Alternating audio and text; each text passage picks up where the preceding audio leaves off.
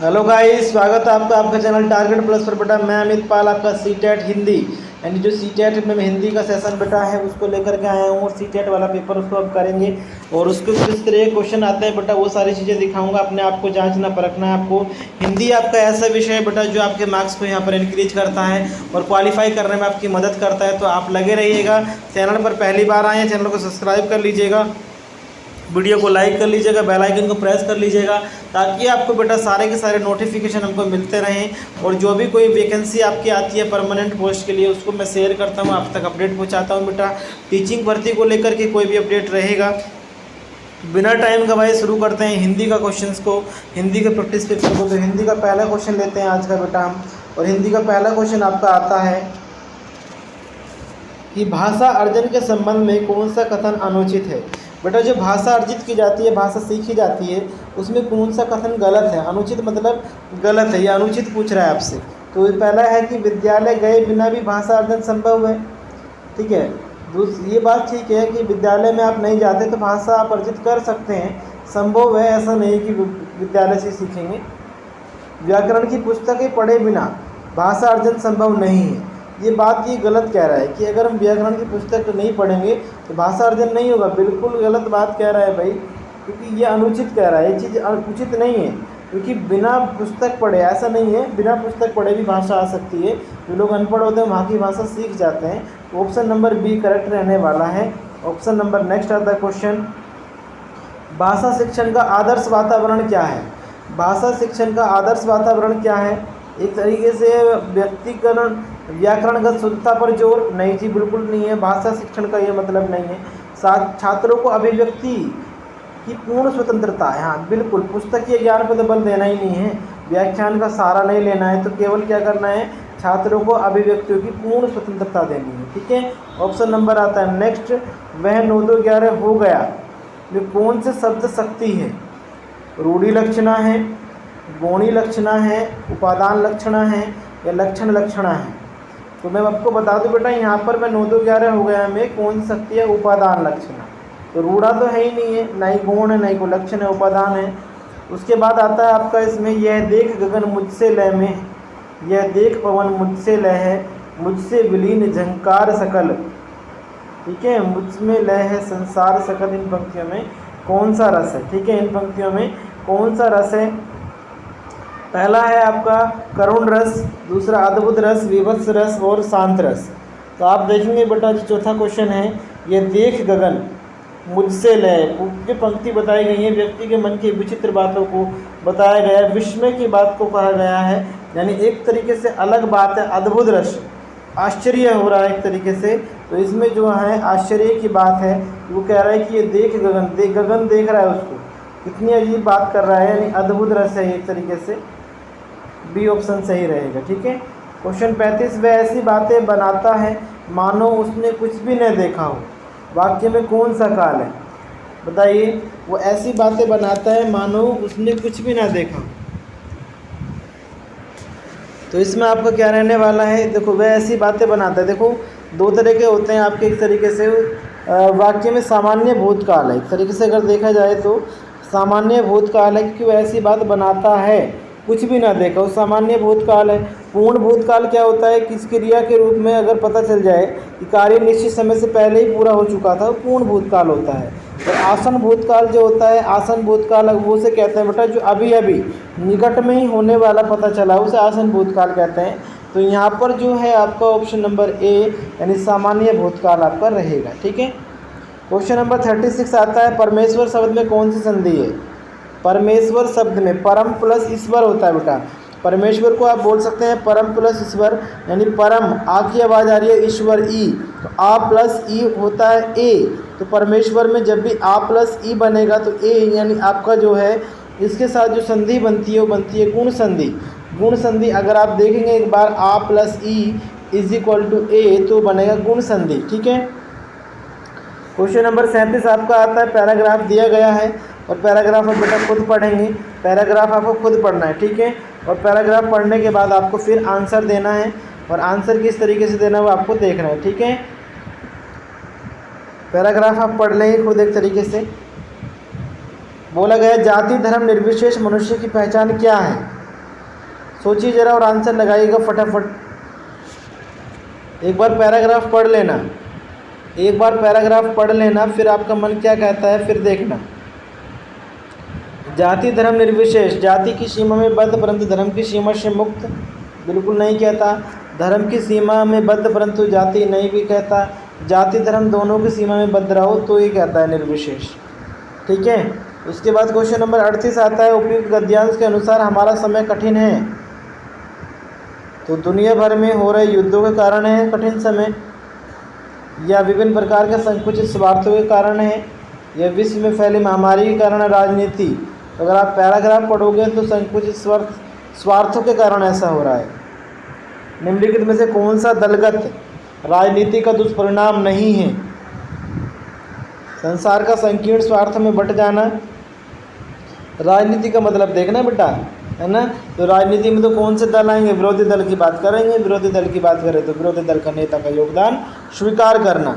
ठीक है, question number next आता है 40। साहित्य को किस दृष्टि से देखा जाना चाहिए?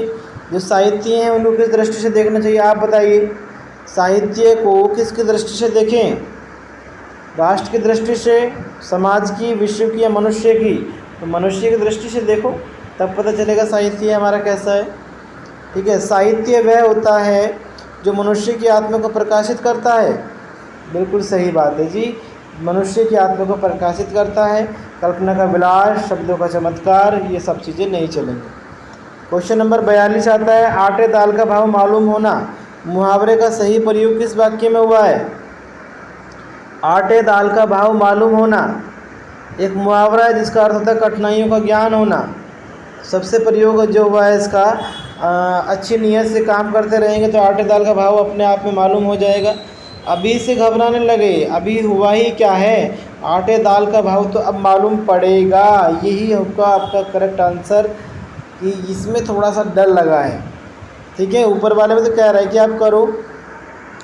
भाषा के पाठ्यक्रम में कहानी का शैक्षणिक प्रयोग मुख्यतः इसलिए ज़रूरी है क्योंकि इसमें बच्चे जो हैं क्या करते हैं? उच्चारण क्षमता का विकास करते हैं। पढ़ना लिखना नहीं सीखते बेटा, स्मरण क्षमता का विकास नहीं होता, व्याकरण के नियम कंठस्थ नहीं होता, केवल उच्चारण क्षमता का विकास हो जाता है। उसके बाद नेक्स्ट क्वेश्चन आपका आता है 44।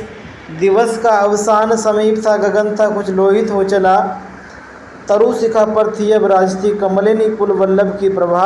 इस पद में कौन सा छंद नहीं है? कौन सा छंद नहीं है? तो इस छंद के प्रत्येक चरण में क्रम से एक नगन और दो भगन और एक सगन होता है बेटा। इसमें कुल 12 वर्ण होते हैं। ठीक है, तो किस में नहीं है अगर मैं आपको बताऊं तो सभी में। वसंत तिलिका में भी छंद है। ठीक है, क्योंकि इसमें एक नगन है, दो भगन और एक सगन होता है बेटा। थोड़ा सा डिटेल में आप देख लेंगे। शिखारिणी में भी है, उपवेंद्र जमा भी है, लेकिन बी ऑप्शन में नहीं है। तो ऑप्शन नंबर बी आपका करेक्ट आंसर रहेगा। ठीक है, अल्प प्राण के विषय में सही कथन क्या है? अल्प प्राण के विषय में सही कथन क्या है बताइए। हंकार की ध्वनि वाले व्यंजन अल्प प्राण होते हैं। सब स्वर अल्प, जितने भी स्वर होते हैं ना बेटा, जितने भी स्वर हैं आपके सब अल्प प्राण होते हैं, अल्प प्राण होते हैं। स्वर समझते हैं, स्वर और व्यंजन, बिल्कुल। तो ये सारी चीज़ें। देशभक्ति शब्द में कौन सा समास है? देश की भक्ति। देशभक्ति मतलब देश के लिए भक्ति।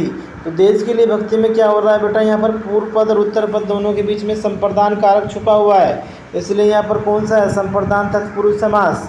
कौन सा है? संप्रदान तत्पुरुष समास यहाँ पर आपका है। ठीक है, उसके बाद नेक्स्ट आता है, किस शब्द में तड़ित प्रत्यय जुड़ा हुआ है? तदित प्रत्यय। नैतिक में, लड़ाकू में, चढ़ाई में, लगाव में। तो अगर आप देखेंगे ऑप्शन नंबर ए आपका नैतिक रहेगा। 48वां क्वेश्चन आता है बेटा। 48 में अगर आप देखेंगे तो व्याकरण क्या है? व्याकरण अगर आपका देखा जाए तो बेटा व्याकरण जो होता है आपका एक तरीके से भाषा की संरचना का विश्लेषण शास्त्र होता है। बिल्कुल सही बात है। भाषा के सौंदर्य पक्ष का विश्लेषण करने वाला शास्त्र है। सही बात है। भाषा का विकास दिखलाने वाला शास्त्र है। बिल्कुल सही बात है। ऑप्शन नंबर डी सभी करेक्ट हो जाएगा बेटा। पश्चिमी हिंदी की बोली, पश्चिमी हिंदी की बोली कहाँ की है? पश्चिमी हिंदी बोली कहाँ बोली जाती है बताइए जल्दी। पश्चिमी हिंदी बोली जो है बेटा, खड़ी बोली, ब्रजभाषा, बंगारू, बुंदेली, कन्नौजी, ये हमारी पश्चिमी हिंदी में आती हैं। ठीक है, खड़ी बोली, ब्रजभाषा बंगारू, बुंदेली, कन्नौजी। पूर्वी हिंदी में अवध, बघेली, छत्तीसगढ़ी। राजस्थानी में मारवाड़ी, मेवाड़ी, ढूढ़ाड़ी, हड़ौती, मेवाती, बागड़ी और मालवी। और पहाड़ी में आती है गढ़वाली, कुमाऊनी, पश्चिमी पहाड़ी। और बिहारी में आती है भोजपुरी, मैथिली और मगही। तो पश्चिमी हिंदी में कौन सी है बेटा? अवधी। अवधी तो हमारी पूर्वी हिंदी होती है, ठीक है, तो ये तो होगा नहीं, ठीक है। उसके बाद आता है आपका बघेली। बघेली पूर्वी हिंदी में आता है। मेवाती, मेवाती आपका राजस्थानी में आता है। बुंदेली, बुंदेली बिल्कुल आता है जी। बुंदेली आपका किस में आएगा? पश्चिमी हिंदी में। तो ये आपका बुंदेली भाषा पश्चिमी हिंदी में आ जाएगा, ठीक है। अगला क्वेश्चन आता है, अर्थ के अनुसार वाक्य का भेद नहीं है। अर्थ के अनुसार वाक्य का भेद नहीं होते बेटा। वाक्य के भेद आपने पढ़े हैं। वाक्य के भेद बेटा होते हैं दो प्रकार से, अर्थ के आधार पर और रचना के आधार पर। अर्थ के आधार पर 8 भेद होते हैं, रचना के आधार पर 3 भेद होते हैं। तो अर्थ के आधार पर विधानवाचक, निषेधवाचक, प्रश्नवाचक, विस्मयवाचक, आज्ञावाचक, इच्छावाचक, संकेतवाचक और संदेहवाचक। लेकिन रचना के आधार पर होते हैं सरल वाक्य, संयुक्त वाक्य और मिश्र वाक्य। तो बेटा यहाँ पर आप देखिएगा, सरल वाक्य, मिश्र वाक्य इस तरीके से है। तो अर्थ के अनुसार बताने, वाक्य का भेद नहीं है। तो विधि वाक्य तो आएगा, विधि वाक्य, प्रश्न वाक्य, निषेध वाक्य, ये अर्थ के आधार पर है। लेकिन सरल वाक्य जो है ये रचना के आधार पर है, तो ये इसके अंतर्गत नहीं आएगा, ठीक है। कहत नटत रीझत खिजत मिलत खिलत लजियात, भरे मौन भवन में करत है नैनो ही सब बात। यह पंक्ति किस कवि की है? कहत नटत रीझत खिजत मिलत खिलत लजियात, भरे भवन में करत है नैनो ही सब बात। तो ये पंक्ति बेटा किसने कही है? मैं बता दूं बेटा, ये जो पंक्ति है हमारी, ये दोहा बिहारी जी का है, ठीक है। बिहारी जी का है जो रीतिकालीन के कवि हैं, और रीतिकाल में उन्होंने सारी चीज़ों को बताया है। तो बिहारी जी के बारे में, ये बिहारी की आपकी एक रचना है, उसमें बताई गई ये लाइन बिहारी जी की है, ठीक है। उसके बाद नेक्स्ट आपका आता है,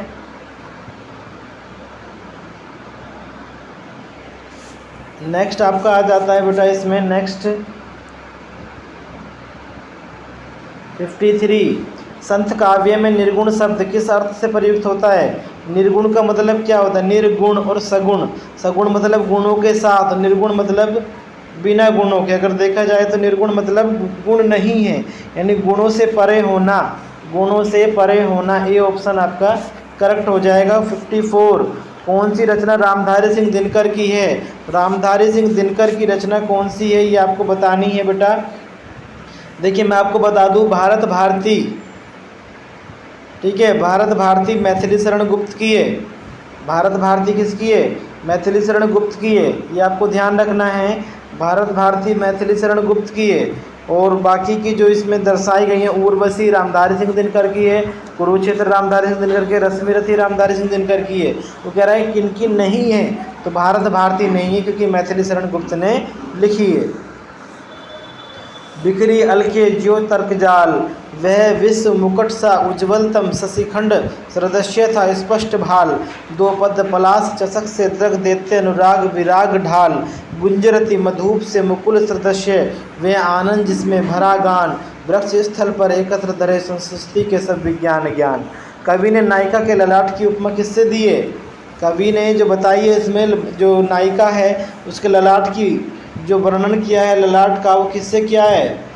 वो बेटा जो बताया गया वो अर्धचंद्र से किया गया। अगर आप इसको पढ़ेंगे अर्धचंद्र से किया गया है।